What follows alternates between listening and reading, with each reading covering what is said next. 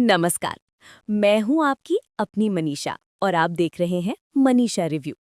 वो चैनल जहां सिर्फ हवाई बातें नहीं होती, जहां मिलती है सीधे सेट से 100% पक्की और एक्सक्लूसिव खबरें। और आप तो जानते ही हैं, जब मनीषा कोई खबर लेकर आती है तो वो सिर्फ स्क्रिप्ट नहीं होती, वो होती है मेकर्स के दिमाग से निकली हुई अगले ट्विस्ट की धमाकेदार कहानी। तो अब अपने फ़ोन की वॉल्यूम बढ़ा लीजिए, अपनी कुर्सी की पेटी बांध लीजिए, क्योंकि जो मैं आपको बताने जा रही हूँ वो झनक के आने वाले एपिसोड्स में टीआरपी के सारे मीटर तोड़ देगा। कहानी अब तक की तो आप जानते ही हैं। हमारी प्यारी भोली भाली झनक, हमारी फूल, उसने अपनी फाइट फॉर डिग्निटी में पहली जीत हासिल कर ली है। इंस्पेक्टर ऋषि चैटर्जी, जो अब झनक का सबसे बड़ा सपोर्ट सिस्टम बन चुका है, वो झनक को लेकर सीधा डीन के ऑफिस पहुंच गया। क्या रौब दिखाया है हमारे ऋषि सर ने! क्या पुलिस की वर्दी का वो दमदार जलवा था! उन्होंने अनिरुद्ध और अर्शी की उस घटिया साजिश का पर्दाफाश कर दिया, जो वो झनक का एडमिशन और हॉस्टल रूम रुकवाने के लिए रच रहे थे। ऋषि की दबंगई के बाद डीन के पास झनक को एडमिशन देने के अलावा और कोई चारा बचा ही नहीं। तो दोस्तों, झनक की कॉलेज लाइफ शुरू हो चुकी है। उसने एक नया कदम रख दिया है। लेकिन कहानी यहाँ खत्म नहीं हुई है। अरे नहीं दोस्तों, कहानी तो यहाँ से और भी ज्यादा खतरनाक और भी ज्यादा पेचीदा होने वाली है। क्योंकि इस बार दुश्मन सामने से वार नहीं कर रहे हैं, वो पीठ पीछे अंधेरे में छिपकर वार करने की फिराक में है। अनिरुद्ध, अर्शी और उनकी लाडली बेटी मून यानी अदिति, वो सब इस वक्त घर पर बैठे हैं। जी हाँ, पार्टी में कोई नहीं गया। उन्हें लगता है कि झनक को कॉलेज में एडमिशन दिलवाकर ऋषि ने कौन सा बड़ा तीर मार लिया। उन्हें लगता है कि झनक क्या ही कर लेगी। और moon, oh my God, moon तो अपनी माँ अर्शी से कह रही है, मॉम, उस लड़की के पास ना ढंग के कपड़े हैं, ना बात करने की तमीज। 2 दिन में ही स्टूडेंट्स उसका मजाक उड़ाकर उसे भगा देंगे। वो इस कॉलेज के लायक ही नहीं है। सुन रहे हैं आप उनकी सोच? उन्हें लगता है जनक एक दिन भी कॉलेज में टिक नहीं पाएगी। और अर्शी, अर्शी के मन में तो अपनी बेटी मून को लेकर एक अलग ही जलन है, एक डर है। उसे डर है कि कहीं ऋषि के मन में उस झनक के लिए सॉफ्ट कॉर्नर ना आ जाए। उसे डर है कि कहीं इतिहास खुद को दोहरा ना दे। और अनिरुद्ध, अनिरुद्ध तो बस चुपचाप बैठकर अपनी विस्की पी रहा है, इस सोच में कि झनक को उसकी औकात बहुत जल्द पता चल जाएगी। लेकिन मेरे दोस्तों, वो इस बात से पूरी तरह अनजान है कि उनकी ये घर पर बैठने वाली स्ट्रेटजी, उनकी ये चुप्पी उन पर सबसे भारी पड़ने वाली है। इस बार झनक को कमजोर समझना उनकी सबसे बड़ी भूल साबित होने वाली है। और कॉलेज में क्या होता है? कॉलेज में होती है एक धमाकेदार अनाउंसमेंट, फ्रेशर्स पार्टी की। ये है मेकर्स का अगला बड़ा दांव, एक ऐसा दांव जो झनक की जिंदगी में तूफान ला देगा। ये फ्रेशर्स पार्टी सिर्फ एक पार्टी नहीं है दोस्तों, ये एक जंग का मैदान बनने वाली है। एक ऐसा मैदान जहां झनक को बिल्कुल अकेला खड़ा कर दिया गया है। उसे पता भी नहीं कि उसके लिए क्या क्या प्लानिंग हो रखी है। झनक का तो पार्टी में जाने का कोई इरादा ही नहीं था। बेचारी अभी तो अपने हॉस्टल के कमरे में बैठकर बस अपनी किताबों को देख रही है, अपनी मरी हुई माँ, अपनी उर्वशी माँ को याद कर रही है और सोच रही है कि क्या ये डिग्निटी की लड़ाई वो कभी जीत भी पाएगी। उसके पास ना पहनने को ढंग के कपड़े हैं, ना पार्टी में जाने का कोई शौक। वो सिर्फ अपनी पढ़ाई पर ध्यान देना चाहती है। लेकिन दोस्तों, कहानी में यहीं से आता है ट्विस्ट। उसकी एक दो नई दोस्तें बन जाती हैं, जो उसे जबरदस्ती खींचती हैं। अरे झनक, फ्रेशर्स पार्टी है, ऐसे कैसे नहीं चलेगी? तुझे पता है मिस फ्रेशर्स का कंपटीशन भी है। झनक मना कर देती है, नहीं मुझे नहीं जाना, मैं क्या पहनूंगी, और वैसे भी मुझे इन सब में कोई इंटरेस्ट नहीं है। लेकिन वो दोस्तें भी कहाँ मानने वाली थी। उन्होंने झनक के लिए एक सिंपल सी खूबसूरत सी साड़ी निकाली। और मनीषा की एक्सक्लूसिव खबर ये है कि ये साड़ी झनक की माँ उर्वशी की है, जो वो अपने ट्रंक में सहेज कर लाई थी। एक हल्के नीले रंग की साड़ी जिस पर छोटी छोटी फूल बने थे।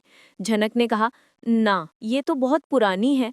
तो दोस्तों ने कहा, अरे रेट्रो थीम समझ ले तू, बस पहन, देखना सब देखते रह जाएंगे। और झनक अपनी माँ को याद करके उन दोस्तों की खुशी के लिए ना चाहते हुए भी तैयार हो जाती है। देखिए कैसे माँ का आशीर्वाद उसके साथ है। और दूसरी तरफ मून यानी अदिति, जो पार्टी में नहीं गई थी, वो घर पर अपनी सहेलियों को फोन पर इंस्ट्रक्शन दे रही है। सुनिए क्या षड्यंत्र रच रही है मून। वो कहती है, सुनो, वो बेन जी अगर पार्टी में देखे तो तुम लोगों को पता है ना क्या करना है। No one, I repeat, no one will talk to her. उसे इतना अकेला फील कराओ कि वो रोते हुए पार्टी से बाहर निकले, समझ गई? उफ, मून ने पूरा जाल बिछा दिया था। उसे लगा कि ऋषि तो पुलिस वाला है, उसका फ्रेशर्स पार्टी में क्या काम, वो तो आएगा नहीं और झनक का तमाशा बनाने के लिए उसकी सहेलियां ही काफी हैं। लेकिन मून, तुम्हें नहीं पता कि किस्मत का पासा कब पलट जाता है। और फिर पार्टी शुरू होती है। ऑडिटोरियम जगमगा रहा है, लाउड म्यूजिक बज रहा है, स्टूडेंट्स नाच रहे हैं, गा रहे हैं, और तभी गेट से झनक एंट्री लेती है। वही नीली साड़ी, बाल खुले हुए, आंखों में हल्का सा काजल और चेहरे पर एक घबराहट। एक पल के लिए ऑडिटोरियम में सन्नाटा छा जाता है। वो इतनी अलग, इतनी सिंपल और इतनी खूबसूरत लग रही थी कि लोग उसे घूरने लगे। उसकी सादगी ने सबको मंत्रमुग्ध कर दिया था। लेकिन दोस्तों, ये खामोशी बस एक पल की थी। जैसे ही मून की सहेलियों ने उसे देखा, वो अपना प्लान शुरू कर देती हैं। झनक बेचारी एक कोनी में जाकर खड़ी हो जाती है। कोई उससे बात नहीं करता, कोई उसे ड्रिंक्स के लिए नहीं पूछता। वो बिल्कुल अकेली पड़ जाती है। मून की सहेलियां जानबूझकर उसके पास से गुजरती हैं और ताने मारती हैं। ओह माय गॉड, देखो तो कौन आया है, मिस बहन जी। अरे, किसी ने इसे बताया नहीं कि ये फ्रेशर्स पार्टी है, कोई जगराता नहीं। सुना है इसके पास हॉस्टल के पैसे भी नहीं थे। पता नहीं ये डिजाइनर साड़ी कहाँ से चुरा लाई। लगता है वो हॉट पुलिस वाला इंस्पेक्टर इसका कुछ ज्यादा ही सपोर्ट कर रहा है। बेचारे ऋषि सर, उन्हें क्या पता कि वो जिसे सपोर्ट कर रहे हैं वो एक चैरिटी केस है। झनक सब सुनती है, उसकी आंखें भर आती हैं। वो अपनी डिग्निटी बनाए रखने की कोशिश करती है। वो पिलर के पीछे छुपने की कोशिश करती है। वो सोचती है, मैं यहाँ आई ही क्यों? मेरी दुनिया ये है ही नहीं। मेरी माँ सही कहती थी, बड़े लोगों के बीच में हम जैसों की कोई जगह नहीं है।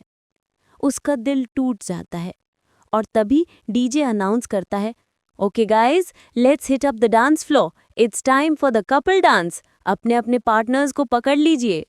ये था मून की सहेलियों के लिए आखिरी दांव। सारे लड़के लड़कियां डांस फ्लोर पर पहुंच जाते हैं। मून की सहेलियों ने जो जानबूझकर झनक पर नजर रखी हुई थी, वो देखती हैं कि झनक अकेली खड़ी है, बिल्कुल अकेली। एक दो लड़के जो झनक की सादगी देखकर उसकी तरफ बढ़ रहे थे, उन्हें मून की सहेलियों ने रोक लिया। उधर मत जाना, वो मून की दुश्मन है, अगर उससे बात की तो मून के ग्रुप से बाहर। झनक के लिए ये सब असहनीय हो जाता है। ये जिल्लत थी, ये अकेलापन, ये वही फाइट फॉर डिग्निटी थी जो उसकी माँ ने लड़ी थी, और आज वो लड़ रही थी। उसकी आंखों से आंसू छलक आते हैं। वो और बर्दाश्त नहीं कर पाती। वो पलटती है और तेज कदमों से ऑडिटोरियम के एग्जिट गेट की तरफ भागती है। मून की सहेलियां एक दूसरे को हाईफाई देती हैं, मिशन अकम्प्लिश्ड। लेकिन दोस्तों, गेम ओवर नहीं हुआ था। कहानी में अभी एक और बड़ा ट्विस्ट बाकी था। जैसे ही झनक एग्जिट गेट तक पहुंचती है, वो किसी से टकराने वाली होती हैं, और वो इंसान कोई और नहीं बल्कि उसका क्लासमेट पीयूष था। हाँ जी, ये है कहानी में नया किरदार, एक ऐसा किरदार जो झनक की जिंदगी में एक नई रोशनी लेकर आएगा। पीयूष कोई हीरो नहीं है, वो एक सिंपल चश्मिश पढ़ने वाला लड़का है जो झनक की तरह ही मिडिल क्लास है। ये वही पीयूष है जिसने एडमिशन के टाइम झनक की हेल्प की थी, उसे फॉर्म्स के बारे में बताया था। वो झनक को भागते हुए देखता है और रोक लेता है। झनक, तुम रो रही हो? क्या हुआ? पार्टी अच्छी नहीं लगी? झनक घबराकर अपने आंसू पोंछती है। नहीं, कुछ नहीं, मैं बस हॉस्टल जा रही थी। पीयूष को सब समझ आ जाता है। उसने देखा था कि कैसे मून की सहेलियां झनक को परेशान कर रही थीं। तभी डीजे एक स्लो रोमांटिक गाना बजाता है। सेट से खबर है कि ये शायद या केसरिया जैसा कोई गाना होगा, एक ऐसा गाना जो माहौल को और भी रोमांटिक बना देगा। पीयूष एक गहरी सांस लेता है। वो कोई हीरो नहीं था, लेकिन वो एक अच्छा इंसान था, एक सच्चा दोस्त। उसने झनक की तरफ अपना हाथ बढ़ाया। झनक, क्या तुम क्या तुम मेरे साथ एक डांस करोगी? झनक की आंखें फटी रह जाती हैं। क्या? मैं? मुझे डांस नहीं आता। पीयूष मुस्कुराता है। मुझे भी नहीं आता। हम दोनों एक दूसरे का मजाक उड़ने से बचा लेंगे, प्लीज झनक। झनक एक पल के लिए सोचती है। भागना आसान था, लेकिन उसकी माँ ने उसे भागना नहीं सिखाया था। उसकी माँ ने उसे सिखाया था कि मुश्किलों का सामना करना पड़ता है। उसने पीयूष के हाथ में अपना हाथ रख दिया। पीयूष उसे नरमी से पकड़ता है और डांस फ्लोर के बीचों बीच ले आता है। पूरा कॉलेज उन्हें घूल रहा था। मून की सहेलियां, उनके तो होश उड़ गए थे। ये पीयूष कहाँ से आ गया? ये तो टॉपर है। रुको, इसका वीडियो बनाओ, मून को भेजना है। और वो सब अपने फ़ोन निकालकर वीडियो बनाने लगती हैं। पीयूष और झनक दोनों बहुत घबराए हुए थे। वो बस एक दूसरे के पैर कुचल रहे थे, लेकिन फिर दोनों हंसने लगते हैं। झनक जो इतनी देर से रो रही थी, वो खिलखिलाकर हंस पड़ती है। सॉरी, मैंने कहा था मुझे नहीं आता। पीयूष भी हंसता है। कोई बात नहीं, मैं कौन से कंपटीशन जीत रहा हूँ। और पहली बार झनक को उस कॉलेज में अपना कोई मिलता है। ये डांस बस एक दोस्ती का, एक सपोर्ट का डांस था। ये कोई ग्रैंड रोमांटिक जेस्चर नहीं था। ये दो दोस्तों का एक दूसरे को संभालना, ये दो अकेले लोगों का एक दूसरे का सहारा बनना था। लेकिन दोस्तों, ये सब कोई और भी देख रहा था। कहानी में असली ट्विस्ट यहाँ है, इंस्पेक्टर ऋषि चैटर्जी। वो पार्टी में नहीं था, लेकिन वो झनक को लेकर इतना प्रोटेक्टिव था कि वो अपनी ड्यूटी खत्म करके रात को बस एक बार कॉलेज के बाहर से चेक करने आया था कि सब ठीक है या नहीं। उसे अंदाजा था कि अनिरुद्ध और अर्शी के दुश्मन कम नहीं है और झनक अकेली है। वो ऑडिटोरियम के गेट के बाहर अपनी जीप पर बस रुका ही था और उसकी नजरें सीधा कांच के दरवाजे से अंदर गईं। उसने क्या देखा? उसने देखा झनक डांस फ्लोर के बीचों बीच किसी और लड़के के साथ, और वो हंस रही थी। वो खिलखिलाकर हंस रही थी। ये वो पल था जिसने ऋषि चैटर्जी को हिलाकर रख दिया। वो पुलिस वाला जो मून को डेट कर रहा था, जो झनक का सिर्फ प्रोटेक्टर था, वो उस झनक को किसी और के साथ हंसता हुआ बर्दाश्त नहीं कर पाया। उसका हाथ जो स्टीयरिंग व्हील पर था वो कस गया। उसके जबड़े भिंज गए। उसे समझ नहीं आया कि उसे क्या हो रहा है। ये गुस्सा था या ये जलन थी? मैं उसे हर मुसीबत से बचाता हूँ। अनिरुद्ध बोस जैसे आदमी से लड़ जाता हूँ, डीन से लड़ जाता हूँ, और वो किसी और के साथ। ऋषि खुद अपनी फीलिंग से डर गया। उसने झनक को रोते हुए देखा था, लड़ते हुए देखा था, लेकिन इतना खुश किसी और के साथ ये वो पहली बार देख रहा था, और उससे ये देखा नहीं गया। वो उस पीयूष को घूरने लगा। ये कौन है? ऋषि ने अपनी जीप का दरवाजा नहीं खोला, वो अंदर नहीं गया। वो बस उस सीन को देखता रहा और फिर गुस्से में अपनी जीप को तेजी से घुमाकर वहां से चला गया। ऋषि चैटर्जी को पहली बार जेलसी हो रही थी, और यही मेकर्स का सबसे बड़ा हुक है दोस्तों। ये प्रोटेक्टर अब लवर बनने की राह पर है और उसे खुद ये बात पता नहीं है। पिक्चर अभी बाकी है मेरे दोस्त। अब ऋषि का अगला कदम क्या होगा, ये देखना बेहद दिलचस्प होगा। डांस खत्म होता है। पूरा ऑडिटोरियम पहले खामोश था। फिर कुछ स्टूडेंट्स जो झनक की सादगी से इम्प्रेस थे, वो तालियां बजाने लगते हैं। झनक और पीयूष मुस्कुराते हुए वापस आते हैं, और तभी डीन माइक पर आता है। थैंक यू गाइज, क्या कमाल का परफॉर्मेंस था। और अब वो पल जिसका सबको इंतजार है। It's time to announce miss fresher 2025। Moon की सहेलियां हंसने लगती हैं। चलो अब तो हमारी दोस्त, हमारी मून ही जीतेगी। लेकिन डीन क्या कहते हैं, सुनिए ध्यान से। डीन कहता है, ये अवार्ड सिर्फ खूबसूरती का नहीं है, ये अवार्ड है ग्रेस का, कॉन्फिडेंस का, और सबसे बढ़कर करेज यानी हिम्मत का। इस साल की मिस फ्रेशो वो है जिसने हमें ये दिखाया है कि हालात चाहे कितने भी मुश्किल हों, अपनी डिग्निटी और अपनी हिम्मत नहीं खोनी चाहिए। और फिर डीन अनाउंस करता है, so the lady of the evening, the miss fresher 2025 is miss झनक। एक पल के लिए सन्नाटा, पिन ड्रॉप साइलेंस। मून की सहेलियां, उनके तो होश उड़ गए। क्या? झनक जो पीयूष के साथ खड़ी थी वो भी रुक गई। उसे लगा उसे सुनने में गलती हुई है। मेरा नाम? उसकी दोस्तें उसे धड़का देती हैं। जनक यू वन, तुम जीत गई, जाओ। पीयूष मुस्कुराता है, जाओ जनक, तुम ये डिजर्व करती हो। जनक कांपते कदमों से स्टेज पर चढ़ती है। डीन उसे मिस फ्रेशर का सैश पहनाता है और एक छोटा सा क्राउन। जनक की आंखों में आंसू थे, लेकिन ये खुशी के थे, गर्व के थे। डीन कहता है, Janak would you like to say something? Dean mic उसकी तरफ करता है। और अब सुनिए वो स्पीच जिसने अनिरुद्ध बोस के घमंड को घर बैठे ही तोड़ने की तैयारी कर दी। ये सब एक्सक्लूसिव स्क्रिप्ट है जो मैं मनीषा आपको बता रही हूँ। जनक माइक पकड़ती है। मुझे यकीन नहीं हो रहा।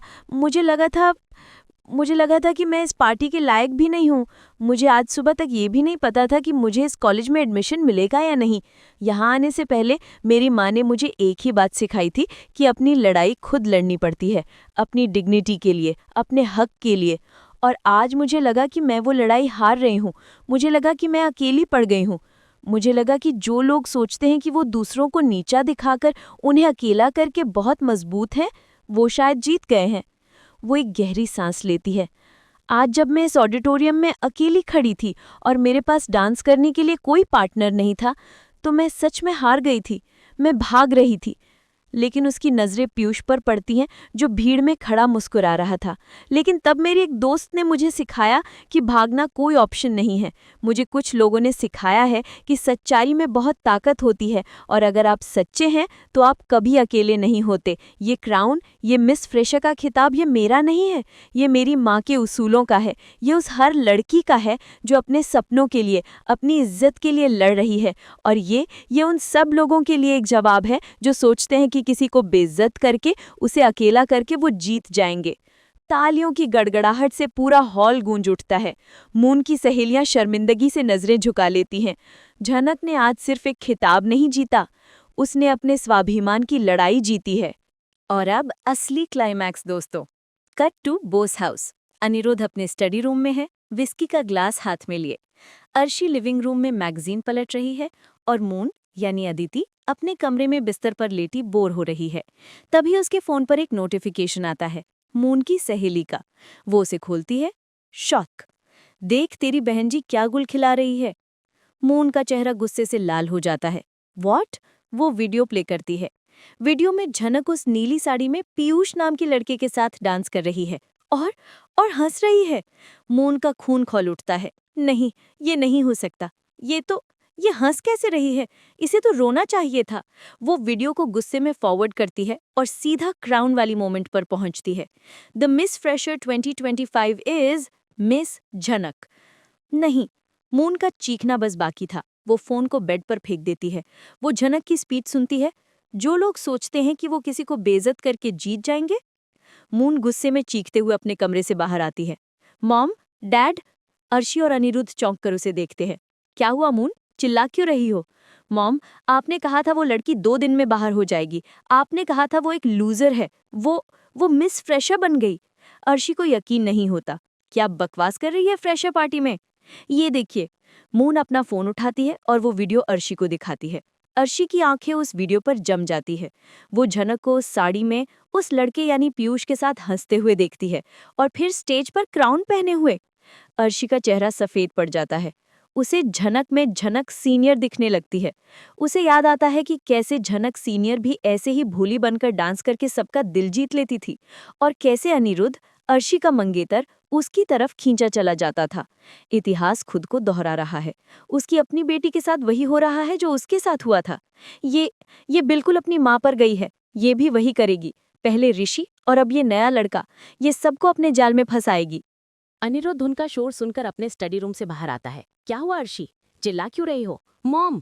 अर्शी जलते हुए वो फोन अनिरुद्ध को थमा देती है। खुद देख लीजिए, आपकी बेटी, आपकी लाडली, जिसे आपने कॉलेज भेजा था, वो वहाँ क्या गोल खिला रही है। अनिरुद्ध उस फोन को लेता है। उसकी नजरें पहले झनक और पीयूष के डांस पर जाती हैं। वो अपनी बेटी को, जिसे वो दुनिया से मिटाना चाहता था, उसे किसी गैर लड़के के साथ डांस करते हुए देखता है। उसका चेहरा पत्थर का हो जाता है। ये गुस्सा नहीं था, ये एक अजीब सी जलन, एक अजीब सा हक था। मेरी बेटी। फिर वो वीडियो आगे बढ़ता है। मिस फ्रेशर 2025, मिस झनक, और फिर वो स्पीच, अपनी डिग्निटी के लिए, अपने हक के लिए। अनिरुद्ध का हाथ कांपने लगता है। डिग्निटी, हक, ये शब्द उसे चुभते हैं। ये उन सब लोगों के लिए एक जवाब है जो सोचते हैं कि किसी को बेइज्जत करके, उसे अकेला करके वो जीत जाएंगे। ये सीधा उस पर, अनिरुद्ध बोस पर हमला था। अनिरुद्ध का ईगो, उसका घमंड, सब चकनाचूर हो जाता है। वो लड़की जिसे उसने पैदा होते ही रिजेक्ट कर दिया था, वो लड़की जिसे उसने एक नौकरानी से ज्यादा नहीं समझा था, वो आज स्टेज पर खड़ी उसी की दी हुई बेइज्जती का जवाब दे रही थी, वो भी पब्लिक में। इसकी ये हिम्मत! अनिरुद्ध गुस्से में फोन को सोफे पर फेंकता है। मैंने इसे रोका था, मैंने कहा था ये कॉलेज नहीं जाएगी, और ये मिस फ्रेशर बन रही है, ये मुझे जवाब दे रही है। अनिरुद्ध बोस का पारा 7वें आसमान पर है। अर्शी और मून की आग में अब अनिरुद्ध का घमंड भी जल उठा है। ये अब एक खुली जंग है। तो दोस्तों, ये है वो एक्सक्लूसिव धमाकेदार अंदर की खबर जो मैंने आपकी मनीषा ने आपको दी है सीधे फिल्म सिटी से, सिर्फ मनीषा रिव्यू पर। इस एक एपिसोड के बाद झनक की कहानी पूरी तरह पलट जाएगी। पहला ट्विस्ट, ऋषि की जेलसी। ऋषि जो अब तक सिर्फ प्रोटेक्टर था, वो अब लवर बनने की राह पर है। वो पीयूष को झनक के आसपास भी बर्दाश्त नहीं कर पाएगा। अब मून के साथ उसका रिश्ता किस मोड़ पर जाएगा, ये देखना दिलचस्प होगा। मून और अर्शी, उनका प्लान बुरी तरह फेल हो गया है, और अब वो और भी खतरनाक प्लान बनाएंगी। अर्शी को दिख गया है कि इतिहास खुद को दोहरा रहा है, और वो अपनी बेटी मून का हक झनक को छीनने नहीं देगी।